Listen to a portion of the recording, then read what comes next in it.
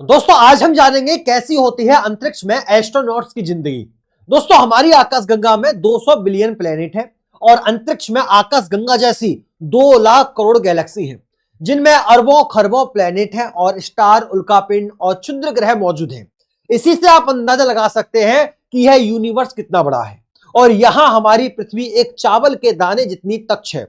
हमारा यह विशाल का यूनिवर्स सैकड़ों रहस्यों से भरा हुआ है और इन रहस्यों से पर्दा उठाने के लिए हमारे साइंटिस्ट एस्ट्रोनॉट्स को स्पेस में भेजते हैं। हालांकि अंतरिक्ष में जाकर धरती की किसी भी जगह पर जाने जैसा बिल्कुल भी नहीं है, क्योंकि इस सफर में एस्ट्रोनॉट्स कई तरह के फिजिकल और मेंटल चैलेंज से गुजरते हैं। इसी वजह से एस्ट्रोनॉट बनते ही उन्हें कई महीनों से लेकर सालों तक लगातार अंतरिक्ष में जाने की ट्रेनिंग दी जाती है, जिसके बाद इन्हें एक स्पेस क्राफ्ट में बिठाकर अंतरिक्ष में भेज दिया जाता है। जिन एस्ट्रोनॉट्स का ठिकाना बनता है इंटरनेशनल स्पेस स्टेशन यानी ISS, जिसे दुनिया के 16 देशों ने मिलकर करीब $150 बिलियन की लागत से बनाया है। ISS को हम धरती की सतह से 408 किलोमीटर की ऊंचाई पर पृथ्वी की ऑर्बिट में लगाकर घूमने वाली एक एडवांस लेबोरेटरी होटल या विकल्प भी कह सकते हैं, क्योंकि यहां पर एस्ट्रोनॉट्स के खाने पीने, रहने सोने और एक्सपेरिमेंट करने की सभी सुविधाएं उपलब्ध हैं। लेकिन हर चीज जीरो ग्रेविटी में करनी होती है, जो अपने आप में काफी कठिन काम बन जाता है। तो आखिर अंतरिक्ष यात्री ISS पर कैसे खाते पीते और रहते हैं, नहाना और शौच क्रिया जैसे जरूरी काम कैसे करते हैं, और क्या वाकई में सरवाइव करने के लिए उन्हें अपना पेशाब पीना पड़ता है, चलिए जानते हैं इस दिलचस्प वीडियो में। दोस्तों ISS पर जाकर एस्ट्रोनॉट्स 5 महत्वपूर्ण काम जरूर करते हैं, जिनमें रिसर्च एंड एक्सपेरिमेंट करना, ISS की मेंटेनेंस और मरम्मत करना, स्पेस सूट पहनकर खुले अंतरिक्ष में स्पेस वॉक करना, एक्सरसाइज करना और 8 घंटे की प्रॉपर नींद लेना शामिल होता है। लेकिन एस्ट्रोनॉट्स को जिस काम में सबसे बड़ी समस्या का सामना करना पड़ता है वह है डेली रूटीन फॉलो करना, क्योंकि जहां पृथ्वी पर हम सभी 24 घंटे में एक बार सूर्य उदय और सूर्य अस्त देखते हैं, यानी यहां एक दिन में 24 घंटे का होता है, वह इंटरनेशनल स्पेस स्टेशन अपनी तेज गति की वजह से 24 घंटे में पृथ्वी के 16 चक्कर लगाता है। यानी यहां रहने वाले एस्ट्रोनॉट्स को दिन में 16 बार सूर्य उदय और सूर्य अस्त देखने को मिलता है। ऐसे में उनकी बॉडी क्लॉक बिगड़ने लगती है, जिससे वह बीमार भी पड़ सकते हैं और उनकी प्रोडक्टिविटी भी खत्म हो सकती है। इसलिए एस्ट्रोनॉट्स भी पृथ्वी की तरह ही 24 घंटे के दिन की रूटीन को फॉलो करते हैं और समय देखने के लिए अंतरिक्ष यात्री ओमेगा कंपनी की स्पीड मास्टर प्रोफेशनल वॉच का ही इस्तेमाल करते हैं, जो उन्हें पृथ्वी के टाइम के हिसाब से सुबह नींद से उठने में मदद करती है। और एस्ट्रोनॉट सुबह 8 बजे नींद में से उठ जाते हैं। यहां आपको बता दें कि धरती पर गुरुत्वाकर्षण होने की वजह से हमारे पैर जमीन पर रहते हैं, लेकिन अंतरिक्ष में जाते ही एस्ट्रोनॉट्स की बॉडी वेटलेस हो जाती है और हवा में तैरने लगती है, जिस वजह से खाना पीना, टॉयलेट करना या नहाना जैसे रूटीन काम भी हवा में तैरते हुए करने पड़ते हैं, जो उनके लिए तो काफी ज्यादा चैलेंजिंग होता है, लेकिन आपको उन्हें यह करते देखकर काफी मजा आएगा। तो आइए देखते हैं ISS पर एस्ट्रोनॉट्स का डेली रूटीन। सबसे पहले बारी आती है फ्रेश होने की। तो इंटरनेशनल स्पेस स्टेशन पर भी बाथरूम बने होते हैं, जिसमें पॉटी करने के लिए स्पेस टाइप के कॉमेड होते हैं, जिन्हें नीचे फैन सिस्टम लगा होता है, जो बॉडी के सॉलिड वेस्ट को निकालते ही उसे अपनी तरफ खींच लेता है और एक प्लास्टिक बैग में भरकर सील कर देता है, जिन्हें सप्लाई के लिए भेजा गया जहाज अपने साथ पृथ्वी वापस ले आता है। लेकिन हमने शुरुआत में एक सवाल किया था कि क्या एस्ट्रोनॉट्स को अंतरिक्ष में ही अपना पेशाब पीना पड़ता है? तो इसका जवाब है बिल्कुल हाँ दोस्तों, लेकिन जैसा आप सोच रहे हैं वैसा नहीं।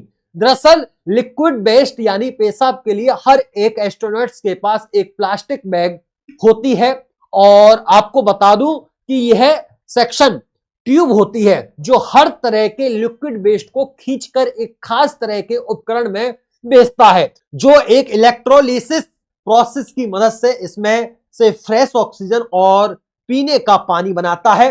जी हां दोस्तों, एस्ट्रोनॉट्स के पेशाब से ही पीने का पानी बनाया जाता है, लेकिन कई प्रोसेस होने की वजह से यह पानी बिल्कुल साफ और पीने लायक बन जाता है।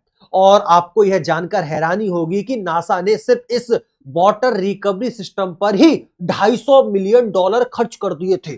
फ्रेश होने के बाद अंतरिक्ष यात्री नहाने के लिए जाते हैं, जिसके लिए वह एक टॉवल पर पानी और साबुन लगाकर उसे अपने शरीर को अच्छी तरह से पोंछ लेते हैं। हालांकि स्पेस में पानी भी तैरता रहता है, इसलिए हवा में ही टॉवल को गीला किया जाता है और फिर कई एस्ट्रोनॉट्स इस टॉवल को निचोड़ते हैं तो पानी इनके हाथों में भी एक पारदर्शी परत बनाकर चिपक जाता है। इसलिए तौलिए से शरीर को अच्छे से पोंछना पड़ता है। दोस्तों, फीमेल एस्ट्रोनॉट्स के बड़े बड़े बाल होने के कारण उन्हें बालों को धोने के लिए स्पेस रिंग लेंस शैम्पू का इस्तेमाल किया जाता है, जिससे बाल धोने में बेहद कम पानी की जरूरत पड़ती है। वहीं मेल एस्ट्रोनॉट्स के लिए बाल और दाढ़ी ट्रिम करने के लिए फमी नाम की ट्रिमिनस क्लीनर के साथ अटैच रहती है, यानी बाल कटने के साथ ही नीचे गिरने की बजाय वैक्यूम क्लीनर में चले जाते हैं। अच्छे से नहाने धोने के बाद बारी आती है कपड़ों की, तो इसमें टेम्परेचर 60 से 70 डिग्री के पार रहता है, इसलिए एस्ट्रोनॉट्स